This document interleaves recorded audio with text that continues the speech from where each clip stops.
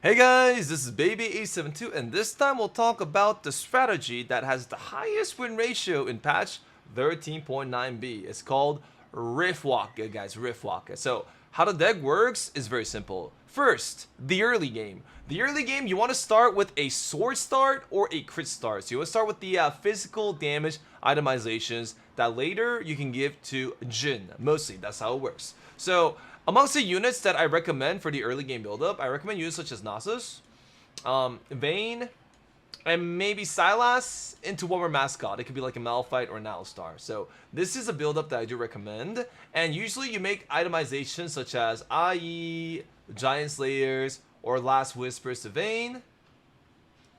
And you use her as a buildup. Now, you can't get Vayne from the beginning. You have to level up the game and then slowly hope to find her during the mid game. So if you don't have a Vayne, you can use other alternatives. You do not have to panic. Don't worry. We can use maybe Ashe, Kayle. We can use other like a unit such as maybe Draven and Severe.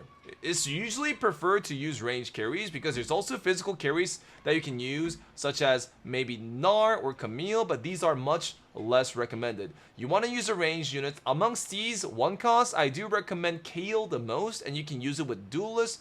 Maybe you can add a Gangplank in as an extra unit instead of that Sylas as you build up, and this is what the early game looks like. Alright, so ideally it's going to be Nasus, Malphite, Sylas, and Vayne, and the other units can go out. And after you get this base, as you play out the game, it's going to save you a lot of HP. You start buying the units that are strong for your late game. So the units that are strong for your late game are cards such as Pyke, Vex. Maybe during the mid game, if you don't have Last Whispers, you can add a Morgana for the mid game.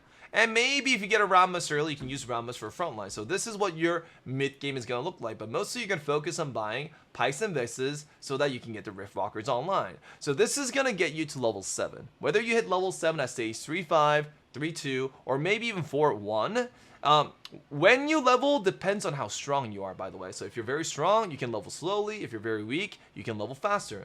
So if you level up at that time, after that, you want to look for your 4 costs, mostly Jhin. So we can take the Vayne out, add the Jhin in,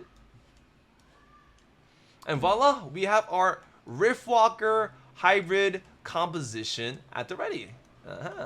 We usually put the Zac onto the Vex, such as this, so that we can get the mascot bonus, so that the Zac also becomes a mascot as well too. We can take out the Nasus and put an Alistar in instead.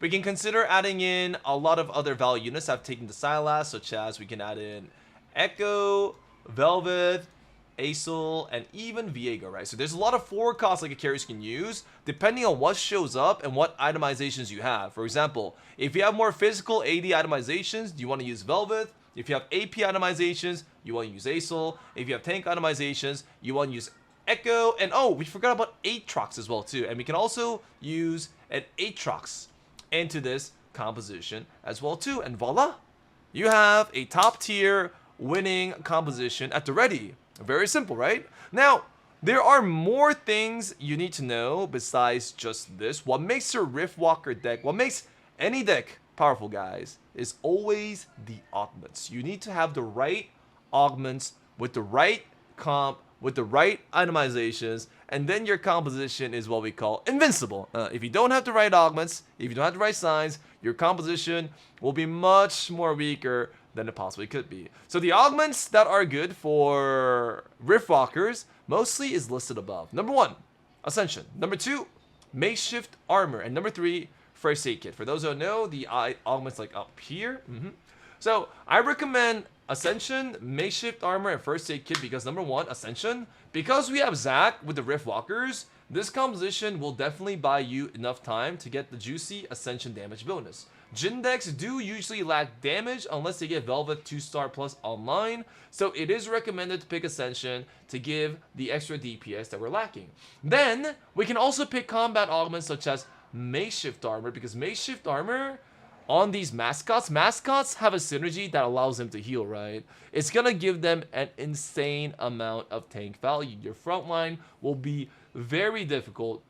Some decks will not have the damage to take down your Zac or Alistar or Malphite that easily. They will hold, and as they hold, your Jhin will shoot down enemies one by one at a time very efficiently. That's the same logic with First Aid Kit as well too. If you have First Aid Kit with all the healing from Alistar, Zac, and the mascot synergy, your front line will be very difficult to kill, thus allowing you to do infinite damage while holding on. That is the logic behind the Riftwalker composition. And as you can see, if you just understand the build-up process of this composition, right? If you understand using a physical damage itemizations on Vayne, use it to save a lot of HP early, level to 7, and then look for your diverse forecasts. Look, we have 6 forecasts we can look for in this deck. Asol, Viego, Echo, Velvet, Aatrox, Jhin. The odds of you getting unlucky and not hitting your specific card is very, very low for that specific reason. So this is the reason why Jhin Riftwalker composition are strong, and these are the augment conditions to make it powerful as well too. Hope it helps your gameplay, and I'll see you guys next time. Thank you guys. See ya.